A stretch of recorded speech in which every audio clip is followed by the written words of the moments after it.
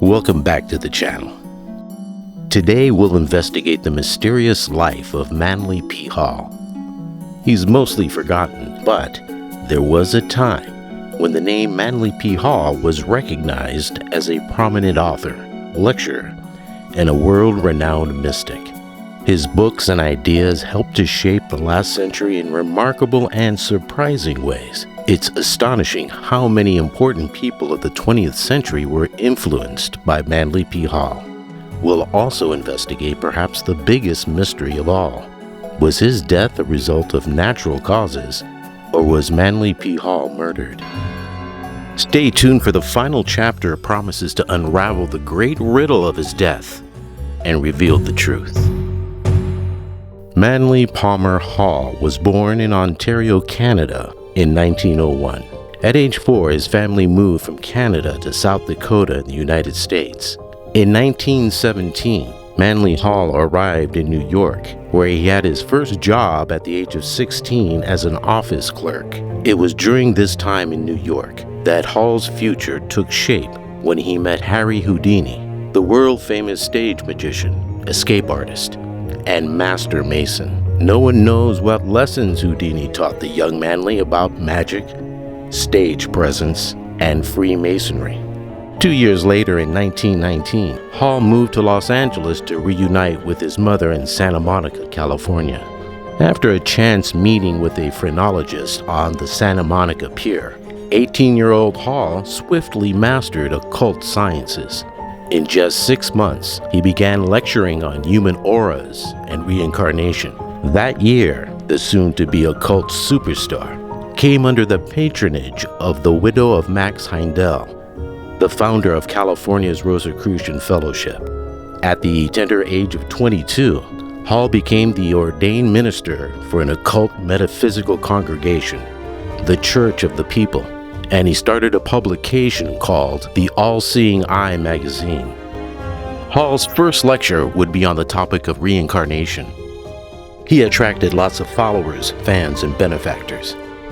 Fortunately for him, 2 of these supporters were wealthy heiresses with a vast oil fortune.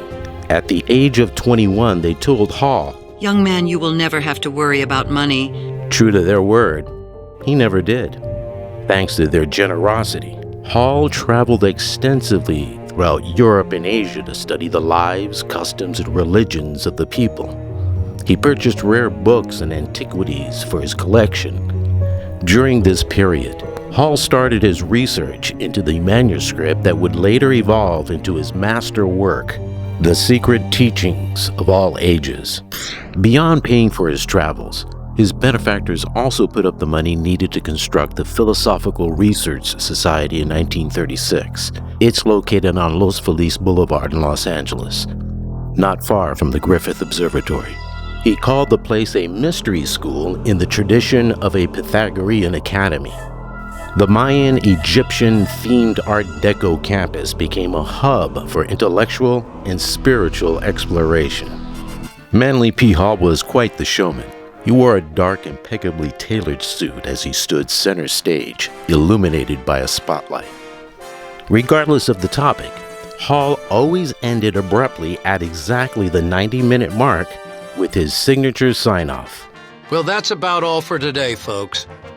Manly P. Hall stood at an impressive height of 6 feet 4 inches with penetrating blue eyes, thick dark hair, and a stylish mustache.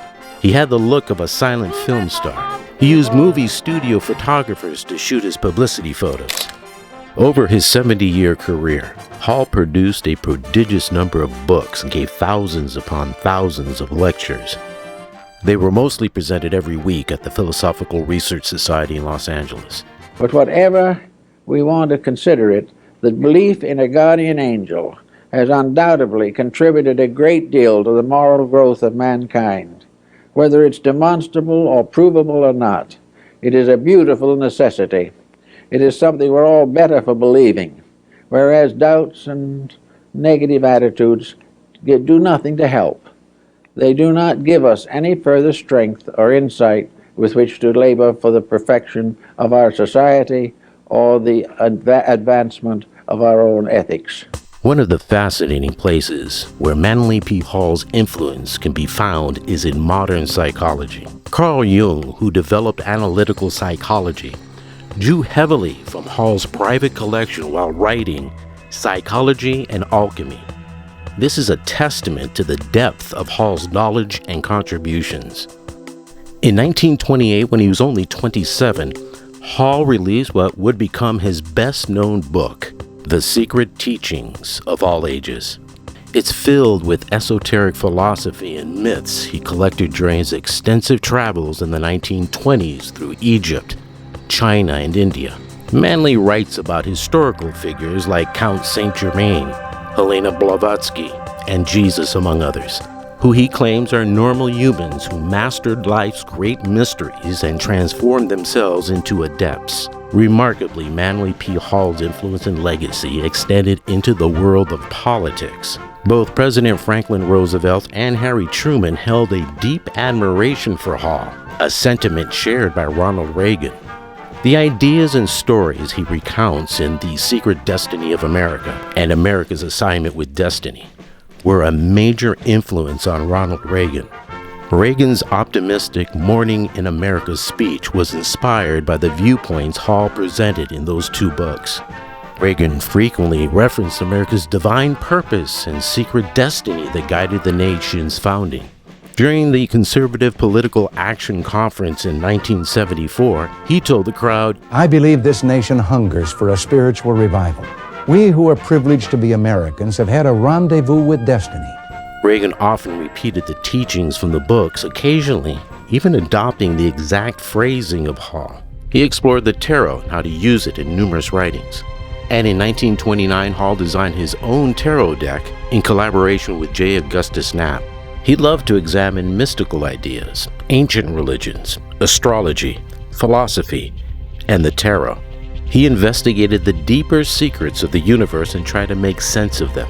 In 1930, Hall married Faye de Ravine, his secretary of 5 years. The marriage was not a happy one. Tragically, in 1942, Faye took her own life. 8 years later, Hall married German-born Marie Bauer in 1950.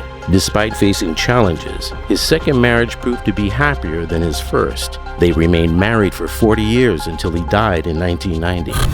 But how exactly did Manly P. Hall die? His death was investigated as a homicide by the LAPD. One theory claimed he was killed for revealing too many Masonic secrets. But was there an even more sinister and obvious motive? And who would benefit from his death? In the latter part of his life, Hall had a noticeable decline in his physical appearance and judgment. In a regrettable decision, he handed over all his business matters and financial assets to Daniel Fritz. Fritz claimed he was the reincarnation of a shamanic healer from Atlantis. Hall was in bad shape both mentally and physically at the end of his life, suffering from obesity, poor eyesight, and crippling arthritis. This made him easy prey for a con man like Fritz.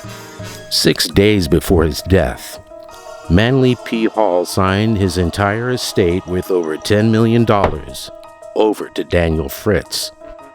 And 6 days later, Manly P. Hall was found dead by Fritz. An autopsy uncovered various bruises, soil smudges, and signs of trauma, leading some to label it as foul play or murder. Daniel Fritz had the means, the opportunity, and the motive. It was the oldest one in the book: greed. With Hall dead, he would end up with millions of dollars.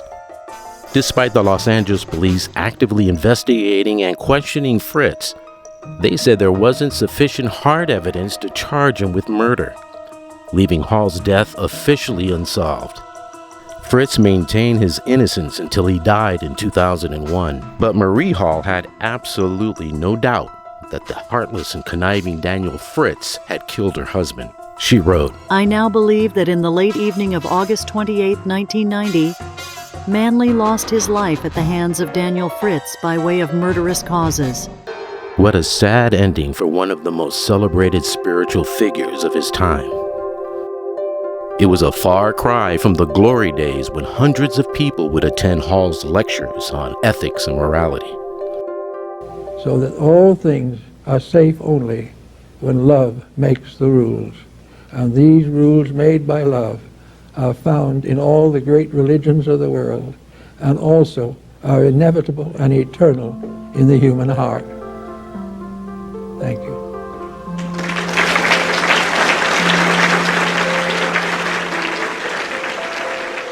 Fortunately, Hall's extensive knowledge, amassed over a lifetime, has been preserved.